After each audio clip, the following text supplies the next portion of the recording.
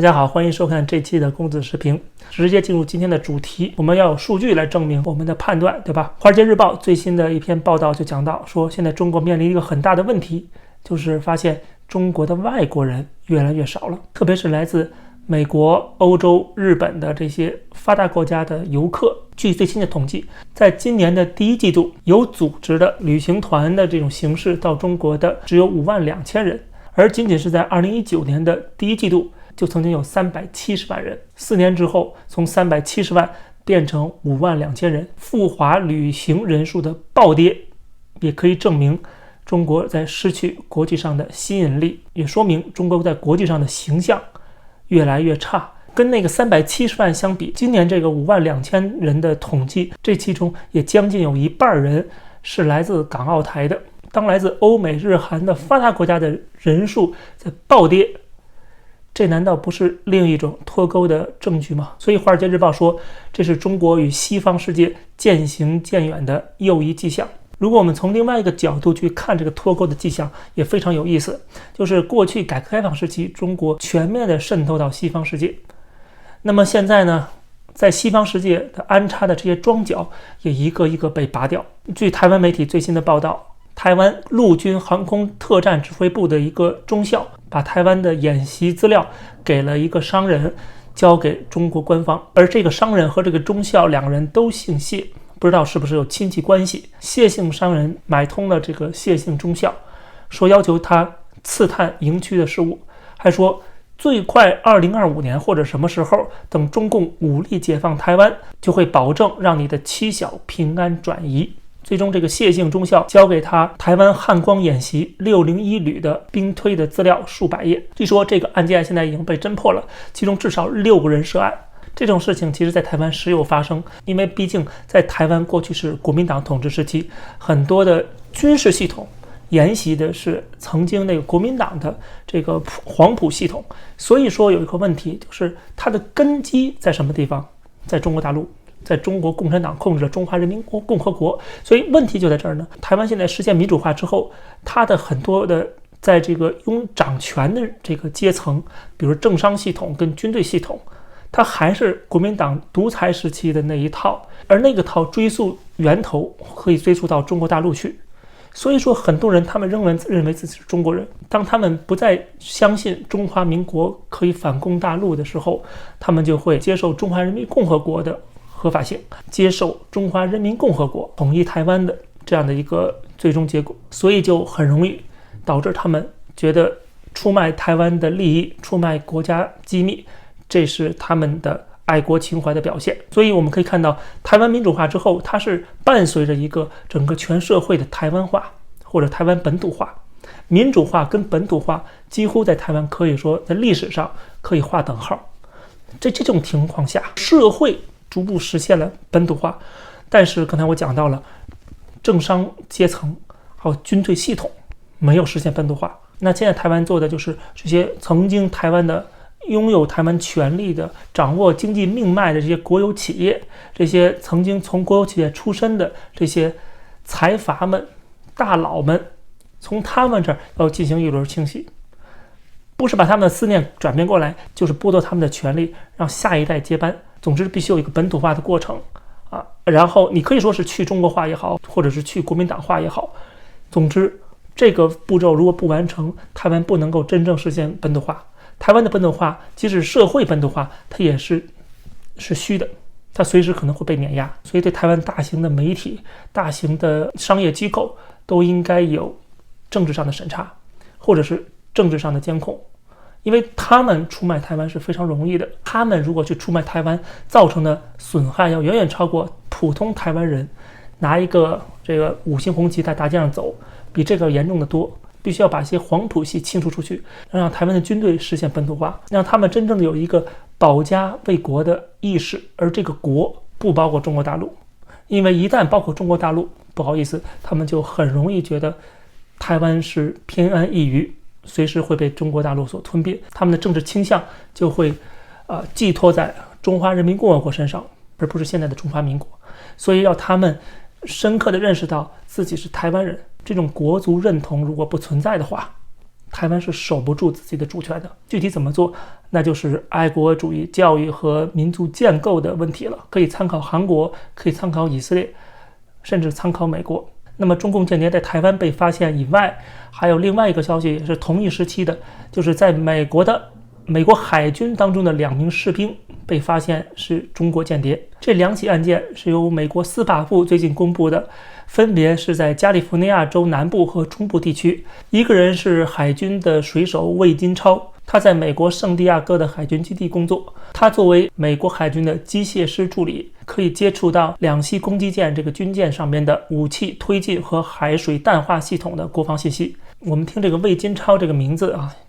就能看得出来他是中国大陆出身的。他向自己的亲爱的祖国发送了艾塞克斯号的照片跟视频，并且描述这个海军舰艇的位置和它的防御性武器装备。据说他换取了数千美元的报酬，为了几千美元把自己的前途葬送。我看来这里边应该还是有一些爱国情怀在的啊。那这也说明了这些人从小在中国接受这种爱党爱国的教育不是没有用处，而这种人能够进入美国海军，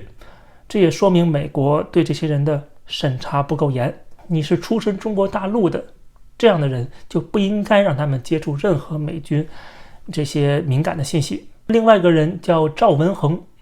看这个英文也是汉语拼音翻译过来的，也是中国大陆出身的。美国的司法部文件当中说，为了换取贿赂金，赵向中国的军官发送了美国在印太地区大规模军演的非公开和受控作战计划，其中详细说明了海军部队的调动、两栖登陆、海上行动和后勤支持的具体地点和时间，而为此他获得了1.4万美元的报酬。现在他面临最高20年的监禁。只要有这些人存在，在美国的这些华人能不被歧视吗？除了他们以外这个参军的都是这样子，还有那些在美国企业工作的、美国研究机构工作的华人的这个研究人员，也出现大量偷取技术然后给敌国的这样的这个案例也层出不穷。所以说这些人实际上应该是值得，哪怕是海外的华人也应该跟美国主流社会一起声讨这些人。这些人胳膊肘往外拐，才是在美国华人受到歧视、受到不公正对待的罪魁祸首。你到了加拿大就应该爱加拿大，你到了美国就应该爱美国。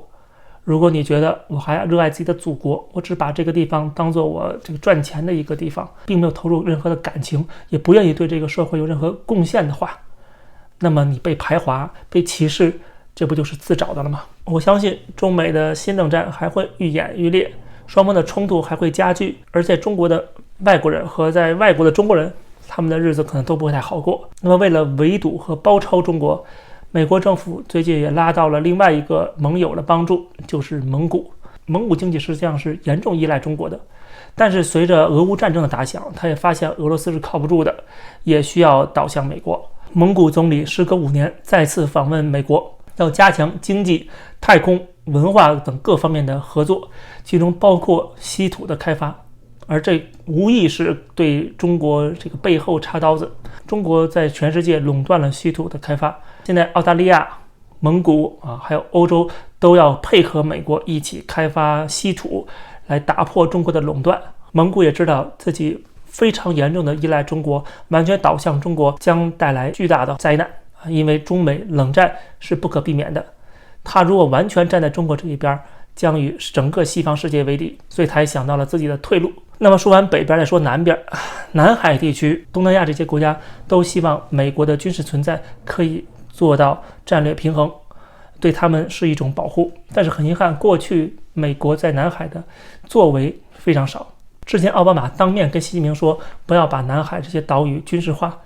习近平满口答应，结果转过脸来就翻脸不认人，对吧？所以南海的这些军事化都完成的差不多了，美国没有任何的作为，没有真正的有实际的抗衡的动作。所以华尔街日报最新的一篇报道讲到说，中国已经把美国挤出了南海，中国在南海逐步建立了军事前哨，几乎没有受到美国的阻挠，日益成为该战略水域的主导力量。中国的这种做法实际上是非常不智的，因为看似好像我们把美国踢出了南海，它实际上导致的是双方的战略博弈的空间被挤压，那后面就只有硬碰硬了。美国一旦什么反应，那一定就是炸毁你的岛屿，直接发生军事摩擦。如果你很多岛屿还没有实现军事化，你还可以谈判，还可以用其他的方式做弥补，还可以缓和矛盾。但现在缓和不了了，要不然美国置之不理，要理就是打。现在美国除了自由巡航以外，还没有真正的去对付这些岛屿。但是一旦发生严重的冲突，那这些中国军事化的小岛屿就成为美国打击的目标了。总之呢，10几年前我对中美必有一战这种中共鹰派的说法不屑一顾，觉得改革开放加入世贸之后逐渐的融入西方，这个才是长久之道。那是我们太幼稚了，没有了解中共的本质。而今天看到习近平的种种作为，我们终于恍然大悟，看来中美必有一战不是中共鹰派的一厢情愿。这几年我们所见都是在一步步朝这个没有回头路的方向前进。我们节目经常讲到说，中国的经济不断的下行，人民生活越来越困苦，然后这个体制越来越集权，跟西方的关系越来越差。这些内容不是我们想当然的，每次我们讲到的时候都是拿出实实在在的案例和数据来证明的。所以说别人讲我们说在唱衰中国，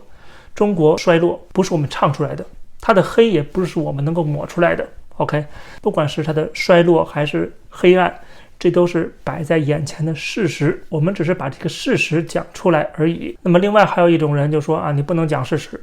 你要讲事实怎么不讲讲中国的好，中国的高楼大厦繁华似锦，吃喝玩乐，你怎么不讲讲这些内容？这些内容不需要我讲，